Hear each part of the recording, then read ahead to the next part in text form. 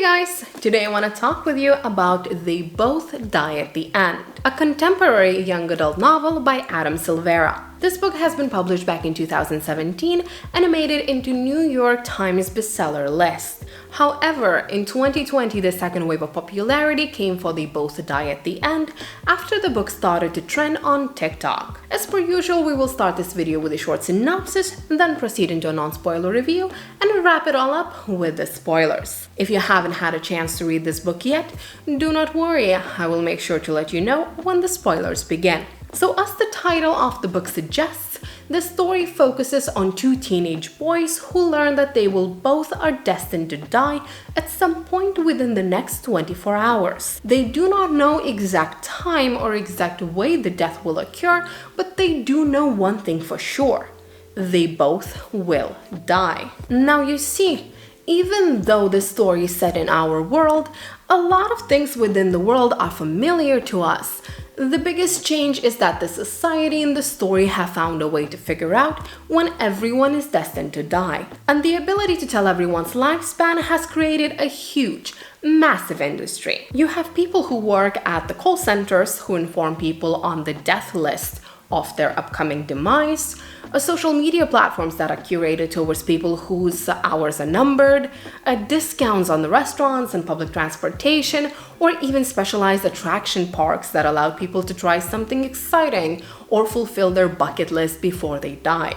Matteo and Rufus both end up getting a call letting them know that they only have hours left to live. And for very different reasons, neither of them have someone to spend these last hours with. And that's where the app called Last Friend comes into play. When I read the description of the book, I was instantly hooked. As a person who is very much entertained by the mysteries of the unknown, I just couldn't wait to get my hands on They Both Die at the End. And yet, while the book objectively speaking was good, this book just wasn't written for me. I do not fall anymore into the young adult category, I do not belong to the LGBTQ community, nor am currently experiencing some sort of existential crisis. Now don't get me wrong, I most definitely do not have my shit figured out, but I have been living without knowing what I'm doing with my life for long enough that the not knowing just feels like a new normal and most definitely not a crisis. So you might wonder, what was it that I did not like in this story? Well, first of all, even though the whole idea of the death cast and the ability to know when your time to die has come sounds fascinating on paper, it wasn't really explored that well in the book itself. As a sci-fi enthusiast and a mystery lover, I wanted to get to know how the whole system actually works. Where do they get the names from? How do they know who's going to die? That was something that was never explained. And in the world where the whole death cast is turned into an industry, with its own call centers, amusement parks, and hookup apps, where the death is shown to be just business as usual, the idea of getting the name list of the people who are going to die out of nowhere brought the whole idea down for me. When you go for realism, then the magical solution of "we just know" doesn't really work. And without giving any actual explanation behind the system, we are left with a very strong beginning of the book, where our characters learn about their impending death, and a very strong emotional ending. The middle part, however, to me felt a bit slow, a bit boring and unimaginative. In addition to the story that I felt promised me more than it could deliver, I didn't find the characters of the book to be that likable. Since the book is heavily based on characters and their interactions, I do not want to expand on this point just yet. So to not spoil anything for you, I will talk more about the characters and their interactions in the spoiler review part instead. However, despite the things that I was not that big of a fan of, as I said before, I can realize that this book just wasn't written for me. And despite that, I can still appreciate Adam Silvera's writing style, the beautiful lines of inner monologue the author provided us with, the original idea, the fascinating idea of living in a world where death is predictable. I can also appreciate the diversity when it comes to main lead's race and sexuality presented in the book. I liked how secure Rufus felt about himself and his feelings. I can appreciate reading a book about two male characters who are not afraid to show their emotions. Despite having a pretty good idea of how the book will end, I still could appreciate the emotional impact the story left behind, and overall I see why a lot of people who are not straight white women pushing their 30s would see themselves in Mateo and Rufus. Anyhow, I feel like now is as good time as ever to move into the spoiler review, where we can talk a little bit more about the main leads of this story. So if you haven't read this book yet, but you feel like this is right up your alley, then now it's a perfect time for you to click off this video.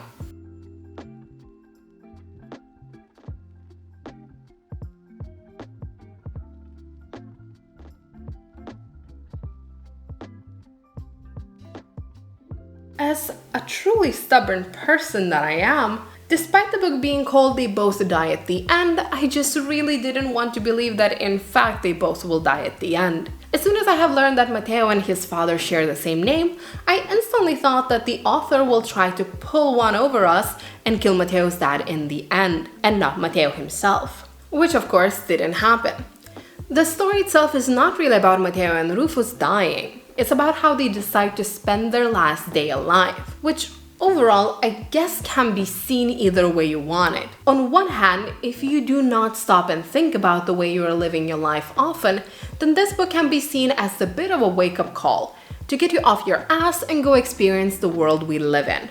But on the other hand, if you are like me and you surround yourself with positive affirmation apps, meditation, or motivating TED Talks, the whole Carpe Diem idea starts to feel a little overused. And for me, this book didn't have to offer much more than this idea of how important it is to live your life to the fullest and make every day count. As I have mentioned in my non-spoiler review, I found it difficult to warm up to either one of the main characters of this book. The first time we meet Rufus, he's beating the shit out of his ex-girlfriend's new boyfriend for no apparent reason, which instantly made me feel uncertain about the kind of man Rufus is. And yet, just in a short period of time, I learned to love him more than I loved Mateo. Mateo in my eyes was just bland. I felt like having this option, knowing that you will be informed about your upcoming death, is a free pass to actually live your life without being afraid of the consequences. Go skydiving, go swimming with the sharks,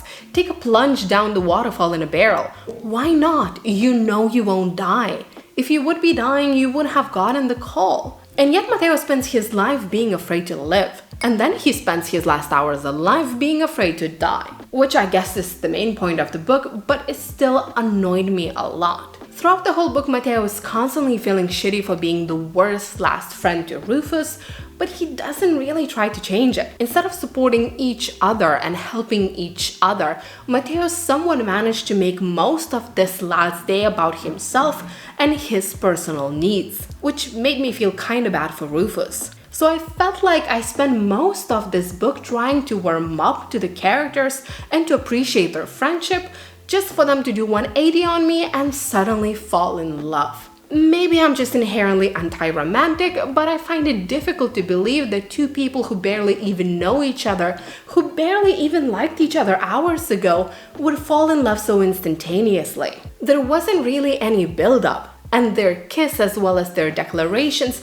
felt a little undeserved. It kind of made me think that the love they experienced were not really love, but the overwhelming emotions of the situation they both are in, combined with, teenage hormones.